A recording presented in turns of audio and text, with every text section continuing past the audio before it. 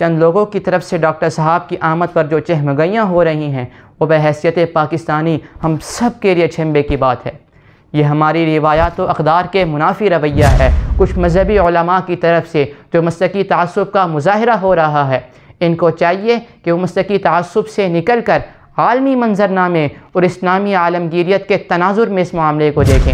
پوری پاکستانی قوم ڈاکٹر صاحب کو دل کی گہرائیوں سے خوش آمدید، بخیر راغلے، بھلی کری آیا، جی آیا نو وشات کے مرحبا کہتے ہیں۔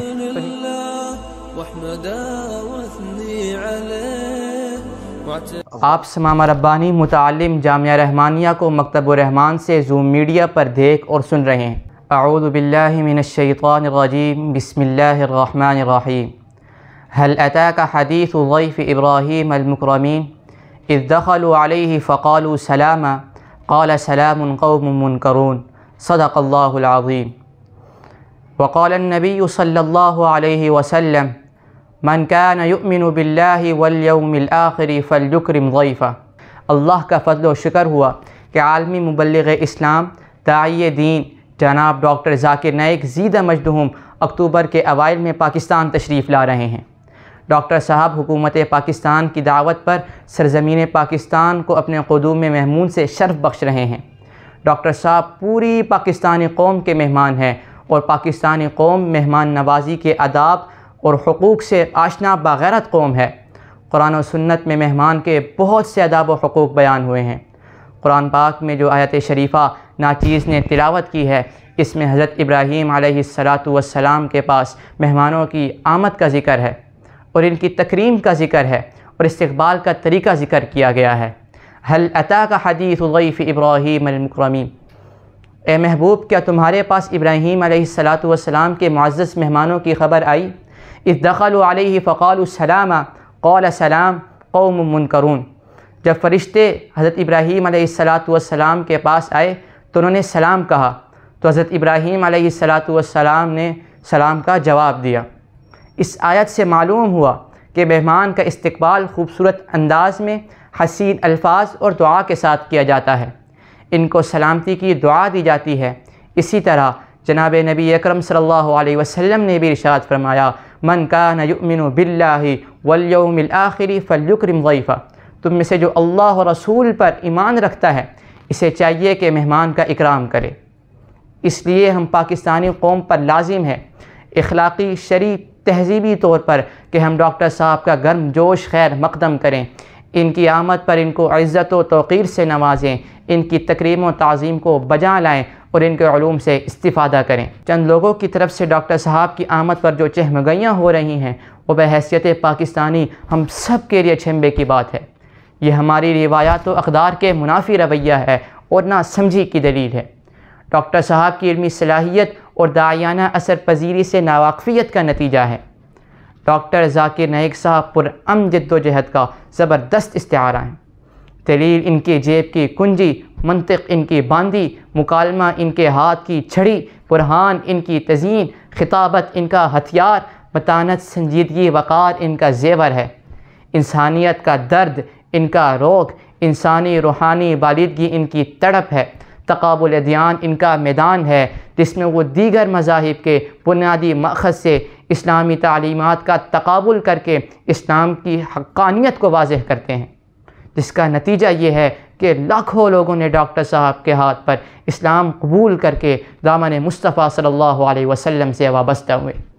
ہر سلیم الفطرت مرد و عورت نے ڈاکٹر صاحب کی پردلیل مکالماتی تقابلی دعوت پر لبیک کہی اور دامن اسلام میں پناہ گزین ہوتے گئے، اسلام کے گوشہ عافیت میں بیٹھ گئے، دیگر نظریات کی باد سموم سے نکل کر اسلام کی ٹھنڈی ٹھنڈی باد نسیم کے جھونکوں میں آ کھڑے ہوئے۔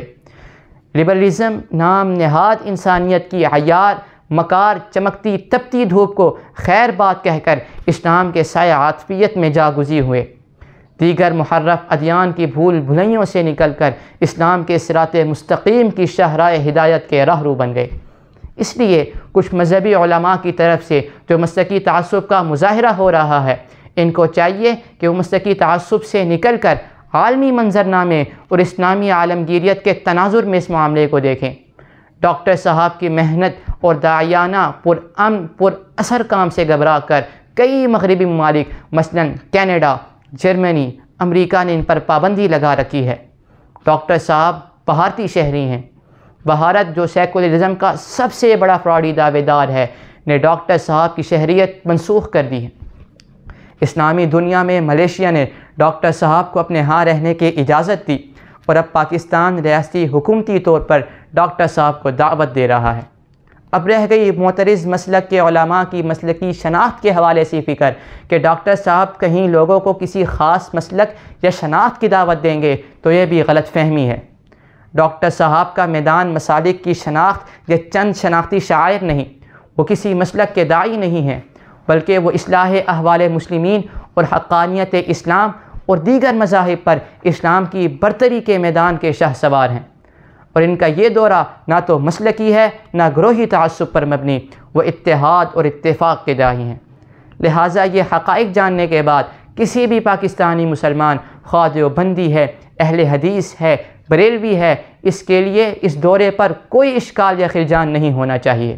البتہ اگر کچھ لبرلز کو مسئلہ ہے تو ان کو ہونا چاہیے، کیونکہ سیکولرزم خالصتاً عملاً اسلام مخالف ایک نظم اجتماعی ہے اور اسلام دشمنوں کے اکٹھ کا ایک خفیہ پلیٹ فارم ہے جو انسانیت کے خوش نما نعروں کی آڑ میں دنیا کے سب سے بڑی حقیقت اسلام کو مٹانے کی علمی اور عملی تگدو کا مظہر ہے۔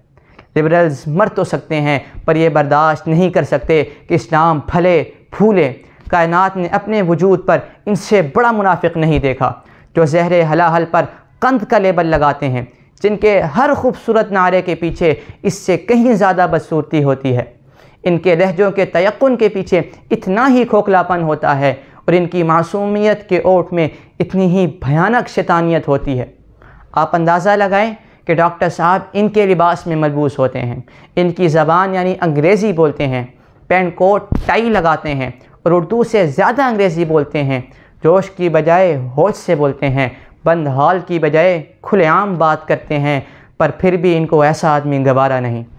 سچ تو یہ ہے کہ تکلیف اسلام سے ہے اور سب کو ہے، بس اس کو ختم کرنے، مٹانے اور نقصان پہنچانے کی خاطر یہ سیکولرزم کا ڈھول پیٹا جاتا ہے، اور اس پرچم کے سائے تلے سب غیر مسلم ایک ہیں، ان کی خوشیاں ایک ہیں، ان کے غم سانجھے، ان کا درد ایک ہے، وہ اسلام کے خلاف ملت واحد ہیں۔